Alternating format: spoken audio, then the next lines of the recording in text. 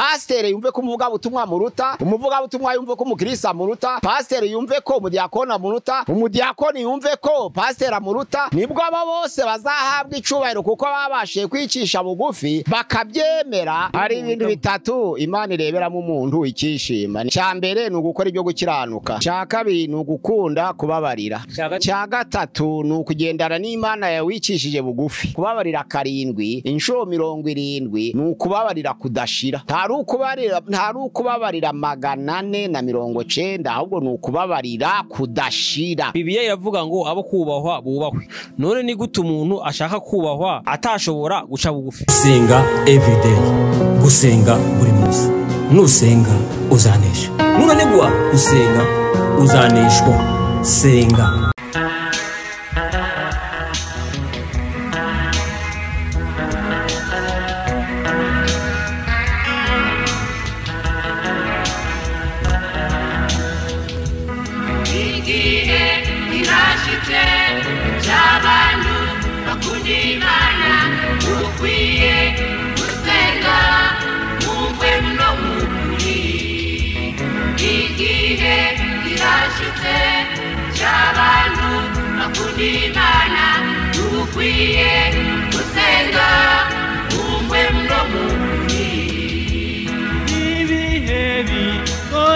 cyane bidushitseko umya cyane icyo wahawe igihe kiri hafi cyo kujahuka.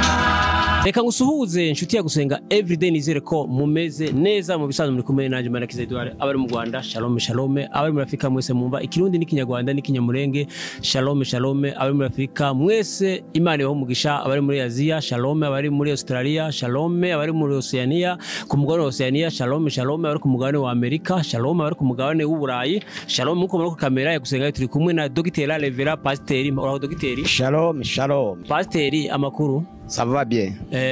Okay, watangira usuhuza abantu. Ni karibu kuri channel ya gusenga everyday. Murakoze, Imana iduhana umugisha. Mana turagushimiye, turaguhimbaje. Gize neza kubw'ibibazo zawe n'urukundo byemeye ko tuba tugihumeka umwuka w'abazima. Tangirane natwe mu ijambo rye tugiye gusangiza bene data batugana mu bice bitandukanye, imigabane itandukanye, kugira ngo bose bumve ijambo ryawe bakizwe mu izina rya Yesu Kristo. Amena. Pasteur wakoze. Pasteur, Imana iberaho umuntu, Imana irareba umuntu ikishima neza neza.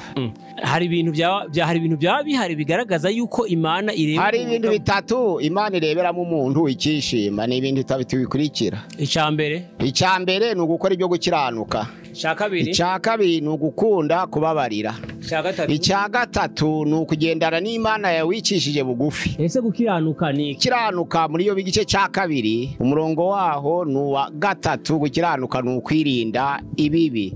Ijambo ry'Imana riravuga ngo wamboneye umugaragu wanjye Yobu ko ari umukiranutsi utunganye kandi akirinda ibibi. Yakomeje ibyo gukiranuka n'ubu nubwo wanteye kumugirira nabi nkamuhora agatsi. Doko gukiranuka muri dictionnaire bisobanura ngo ni kwirinda ibibi.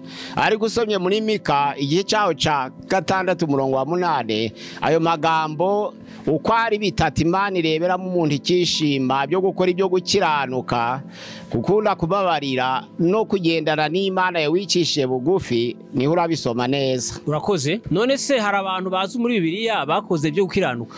Ni benshi. Hari abantu batatu bakomeye bakoze ibyo gukiranuka. Urebye neza muri Ezekiyeli igice cya 14 umurongo wa 12 kugeza 14 haravuga ngo ijambo ry'Uwiteka rinzaho riti, mwana w'umuntu, igihugu nikinkorera ibyaha nanjye nkakiramburiraho ukuboko nkagikuraho urwishingikizo rw'umutima nkagitsembaho abantu n'amatungo, nubwo haba mwaba abantu batatu bafite gukiranuka nka Nowa na Yobu na Daniel, gukiranuka kwabo kwakiza ubwabo bugingo, ariko isi yose yahinduka amatongo. Ni Uwiteka Nyiringabo avuga. Nuvuga ngo Nowa, Yobu na Daniel barakiranuka. Kubera iki Yobu akiranuka?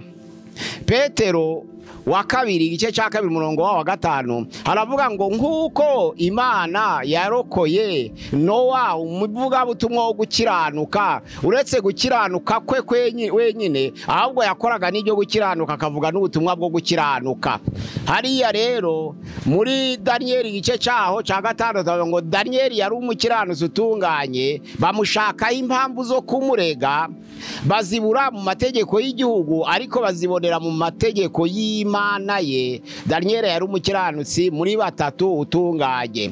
Naho rero Yobu ijambo ry'Imana avuga ngo umukiranutsi utunganye nka Yobu wirinde bibi. Abo bantu bari bafite gukiranuka kandi barabigaragaza ni Nowa, Yobu na Daniyeli. Ni abantu babaye ibirangiriye mu isezerano rya kera bagiraga gukiranuka kandi bakomeye. Urakoze mu gitabo cy'umubwiriza igice cya 7:16 ko avuga ngo ntugakabye gukiranuka. Hari ijambo rivuga ngo ntugakabye gukiranuka. Abantu bavuga ngo ubwo gukiranuka ni icyaha. Gukiranuka ntabwo ari icyaha ahubwo biterwa cyangwa bituruka ku nzira wanyuriyemo ushaka uko gukiranuka. Nuvuga ngo ukiranuka agakabya nukiranuka akagera mu rwego rwo guhemuka. Icyambere hari umuntu ushobora kuvuga ngo ngewe nkurikije uko nizeye nuko nkorera Imana yanjye ntabwo nacumbikira umuntu wasinze. Ngewe ukorera Imana ntabwo nacumbikira umuntu wakoze ibyaha. Nuvuga ngo ikindi ntabwo umuntu w'umunyabyaha navugana nawe. Hari ugukabya gukiranuka bavuga nko kwanga guhisha umuntu uri kwiruka ngo nuko ari igisambo ngo ntibashobore bamwice, nko kumutanga yihishe, nko kurangaho umuntu yishe bagiye kumwica nubwo yaba ari umunyabyaha uba wakabije gukiranuka. Iyo bibaye gukabya gukiranuka kuko na Yesu nawe yaganiraga n'abanyabyaha agasangira nabo akicarana nabo akaganira nabo kugira ngo abagezeho ubutumwa bwiza bukiza bubakura mu byaha. Naho wundi uvuga ngo arakiranuka ntazongera kuvugana n'umunyabyaha uwabakabije gukiranuka aba ari umunyabyaha ubwo wujuje ibyangombwa. Ibyo bita gukabya. Umuntu ukabije umunyabyaha se wakabya gukiranuka ntuganire nawe ukazamwihanisha ute? Umuntu yanisha umunyabyaha ari uko amukunze. Petero ya mbere igice cya 2 umurongo wa 12 haravuga ngo namwe mugira ingeso nziza hagati y'abapagani nubwo bamwe babasebya ko muri abagizi ba nabi cyangwa ko mukora nabi ariko nibabona ingeso zanyu nziza bazarushaho guhimbaza Imana kuri wa munsi wo kugendererwa. Nukuvuga ngo bazahimbaza Imana ingeso nziza babonye ku bakristo. Abakabya gukiranuka ntibaganira n'abapagani, abakabya gukiranuka ntibacumbika ku bapagani, abakabya gukiranuka ntibafasha abapagani, abakabya gukiranuka nuko bameze. Urakoze se inyungu yo gukiranuka niyi? Inyungu yo gukiranuka icyambere hari ikamba ryo gukiranuka. D'abord hari inyungu ikomeye. Hari ikamba rikomeye ryitwa ikamba ryo gukiranuka. Kandi umukiranutsi wirindi bibi agakiranuka muri byose. Ijambo ry'Imana ravuga ngo abisi bamugirira icyizere bakamubitsa ibyabo kandi bakamugira igisonga cyabo. Ku murongo wa 11 Luka 16 baravuga ngo umuntu ukiranuka abakiranutse mu bike agakiranuka no mu byinshi. Ariko ijambo ry'Imana ravuga ngo niba mukiranutse noneho mu byo muhawe mubikijwe ninde uzababitsa ubutunzi bw'ukuri? Ruvuga ngo Imana ikubita ubutunzi bw'ukuri kubera abagize gukiranuka. Gukiranuka rero Imana irakwemera nayo ikakubitsa ubutunzi bw'ukuri. Gukiranuka abantu barakwemera bakakwigira igisonga cyabo. Gukiranuka abantu barakwemera bakakugirira icyizere. Gukiranuka abantu barakwemera bakagutorera imirimo utari gutorerwa. Gukiranuka ni ikintu cy'ingenzi cyane kandi noneho ro kwiherezo ry'ibihe hakaba n'ikamba ryo gukiranuka. Usomye muri Luka igice cya 16 ku murongo wa 10 haravuga ngo ukiranuka ku cyoroheje abakiranutse no kugikomeye, ariko ukiraniwe ku cyoroheje abakiraniwe no kugikomeye. Niba mutakiranutse bababikije ubutunzi bubi ninde uzababitsa ubutunzi bw'ukuri? Noneho muri Timoteyo ya 2 igice cyaho cya 4 umurongo wa 6 haravuga ngo umaze kumera nk'ibisukwa ku gicaniro narwanye intambara nziza, narangije urugendo, narinzi ibyo kwizera, igisigaye mbikiwe ikamba ryo gukiranuka, umucamanza utabera azampa kuri urya munsi, nyamara singiye gusa ahubwo nabarinze kuzaboneka kwe bose. Hari n'ikamba ryo gukiranuka, harimo inyungu nyinshi rero: kugirirwa icyizere n'ab'isi, kubitswa ubutunzi bw'ukuri n'Imana, no guhabwa ikamba ryo gukiranuka. Ni ibintu bikomeye cyane umuntu abona. Urakoze. Ninde waciye bugufi muri Bibiliya, waciye bugufi kuruta abandi bose? Umuntu waciye bugufi kuruta abandi bose ni Yesu Kristo, kuko Yesu Kristo, ijambo ry'Imana mu Baroma igice cyawo cya 5 umurongo wa 8 aravuga ngo ikigaragaza urukundo rw'Imana nuko Kristo yapfuye tukiri abanyabyaha. Ariko hari ku murongo wa 7 haravuga ngo biraruhije. Yesu yemeye gupfira abanyabyaha, ariko biraruhije ngo n'umukiranutsi apfire umukiranutsi. Yesu yemeye gupfira abanyabyaha, ariko umukiranutsi biragoye kugira ngo abe yakwemera no gupfira umukiranutsi. Yesu rero yarakabije guca bugufi, atanga ubugingo bwe. Abantu barakiranuka, ariko kugera ku rwego rwo gutanga ubugingo ni Yesu. Nizo mpamvu Yesu yabaye ikiranutsi kandi yicisha bugufi kurusha abandi. Ijambo ry'Imana hariya muri Bafilipi igice cya 2 umurongo wa 4 kugeza ku murongo wa 11 aragira ngo mugire na wa mutima wari muri Kristo Yesu. Uwo nubwo yari afite akamero k'Imana, ariko ntabwo yatekereje ko guhana n'Imana ari ikintu cyo kugundirwa ngo yishire hejuru, ahubwo yisiga ubusa, agira akamero k'umugaragu w'imbata, agira ishusho y'umuntu, araganduka, ntiyanga no gupfa, ndetse urupfu rubi rwo ku musaraba, kandi apfira abantu babi. Ijambo ry'Imana riravuga rero ku nyungu yo guca bugufi ngo nicyo cyatumye Uwiteka Imana impa izina risumba amazina yose, kugira ngo amavi yose amupfukamire, arayo mu isi, arayo mu ijuru, arayo munsi y'isi, kandi iminwa yose ibaho yimbaze ko Yesu Kristo ari Uwiteka kubera guca bugufi. Ubwo rero Yesu Kristo niwe muntu wa mbere waciye bugufi. Kusomye muri Mariko igice cyawo cya 10 umurongo wa 45 haravuga ngo kuko Yesu ataje gukorerwa, ahubwo yaje gukorera abandi no gutanga ubugingo bwe kugira ngo abicunguye abenshi. Ruvuga ngo yaciye bugufi, aremera apfira abanyabyaha, kandi ngo abakiranutsi bo batinya no gupfira abandi bakiranutsi. Byagaragaye ko yaciye bugufi cyane, ararenza. Urakoze Pase. Niki cyerekana umuntu wababariye mugenzi we? Ikintu kigaragaza umuntu wababariye mugenzi we nuko atabivuga. Nicyo cyambere. Sanga umuntu ari kuvuga ngo kanaka yarampemukiye, ngo ibyo yakoze ngo iyo nanje mukorera nkabyo ngo ntabakire, ngo ariko naramubabariye ngo kubera iki, ngo kubera namenye Imana. Uyo ntabwo arababarira. Uwababariye ntabivuga, kuko muri Luka 7 umurongo wa 47 haravuga ngo ubabariwe byinshi ni ukunda cyane. Bisobanura ngo hari uwababariye, hari n'uwababariwe. Abo bombi bafite ibibazo kuko baremerewe, ariko uwababariwe ni ukwiriye kuvuga ngo narababariwe kuko ari we wababariwe byinshi. Nuwo kubabarira afite ikibazo kuko atababariye nawe ntiyaba imbere y'Imana, kandi nawe atababariye yahura n'ikibazo cyuko n'abandi batamubabarira, n'Imana ntimubabarire. Ariko umuntu ubabarira yamara kabivuga ntabwo aba yababarira, uwo ni indyarya, uwabitse inzika. Kuvuga ngo kanaka yarampemukiye ngo naramubabariye, niko kandi n'umuntu agenda avuga ngo kanaka ngo ninje wamukijije, ngo yarakennye ngo mukura mu bukene.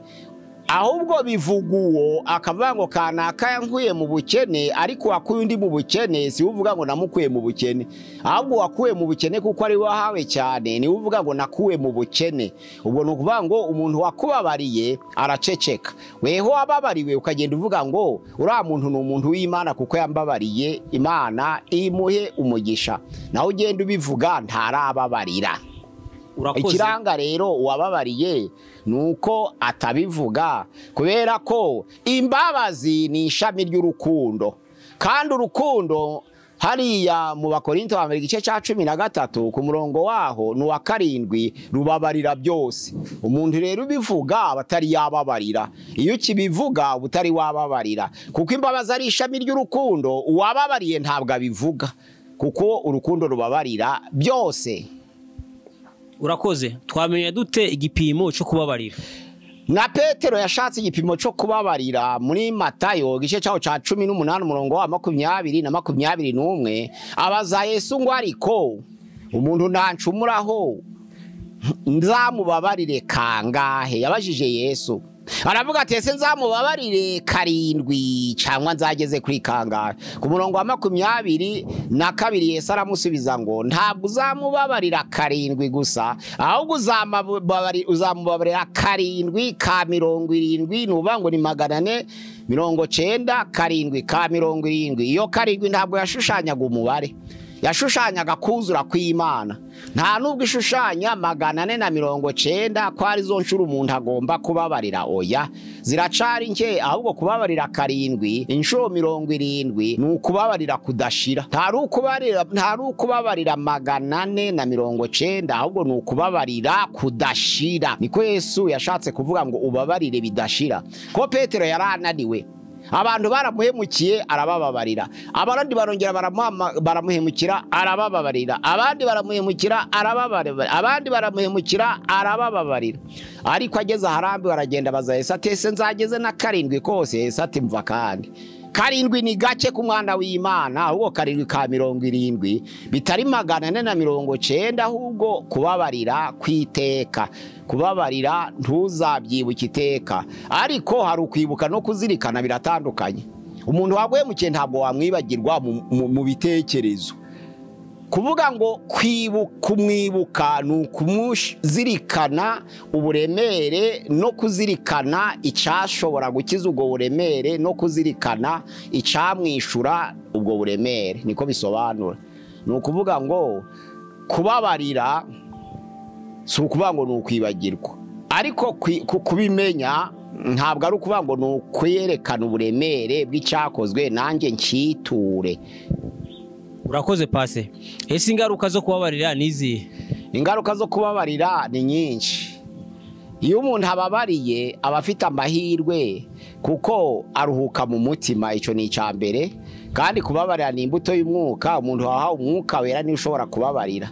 Noneho ikindi, kubabarira ni byiza cyane kuko na data wo mu ijuru muri Matayo igice cya 6 hariya umurongo waho ni wa 14 n'uwa 15 haravuga ngo ni mubabarira abantu ibyaha byabo babakoreye na so wo mu ijuru azabababarira, ariko ni mutababarira abantu ibyaha byabo babakoreye na data wo mu ijuru ntabwo azababarira. Nuvuga ngo iyo ubabariye Imana irakubabarira, iyo utababariye Imana ntikubabarira.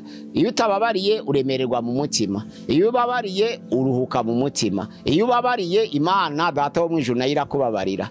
Iyo ubabariye nuvuga ngo uvuye mu umwenda wo kuremererwa kandi ukazabarirwa na data. Nizo ngaruka ni ukuvuga ngo zo kubabarira. Ni byiza rero. Urakoze Pastor. Bibiliya iravuga ngo abo kubahwa bubahwe. None ni gute umuntu ashaka kubahwa atashobora guca bugufi? Umuntu yakubahwa bitavuye kuri we. Ku ijambo ry'Imana mu Baheburayo igice cya 5 umurongo wa 4 aravuga ngo icyo cubahiro iyo ugihawe ntabwo igihabwa cihaye cyangwa ugihawe n'abantu, ahubwo ngo ugihabwa gituruka mu ijuru. Icyo cyo mu ijuru rero buri wese aracemerewe. Icyo Imana itemera ni ukwiha icubahiro wowe, ariko abantu iyo baguhaye icubahiro kuko Imana yakiguhaye icyo cubahiro kiremewe. Kandi noneho rero inzira yo gushaka icubahiro irahari. Hara mu Baroma igice cya 2 umurongo wa 7 haravuga ngo abashaka ubwiza n'icubahiro no kudapfa babishakisha gukora neza badacogora, Imana ikazabitura ubugingo buhoraho. Abashaka icubahiro ntabwo biha icubahiro, ahubwo bakora neza, abo bagiriye neza bakabaha icubahiro. Na nizo mpamvu icubahiro ntabwo gitangwa n'umuntu cyangwa ngo gitangwe n'abantu cyangwa ngo umuntu ubwe y'icubahiro, ahubwo Imana ubwayo ni itanga icubahiro nk'uko byanditswe mu Baheburayo igice cyaho cya 5 umurongo wa 4. Imana niyo itanga icubahiro. Urakoze Pastor. Niyihe nama wagira abakristo b'iki gihe?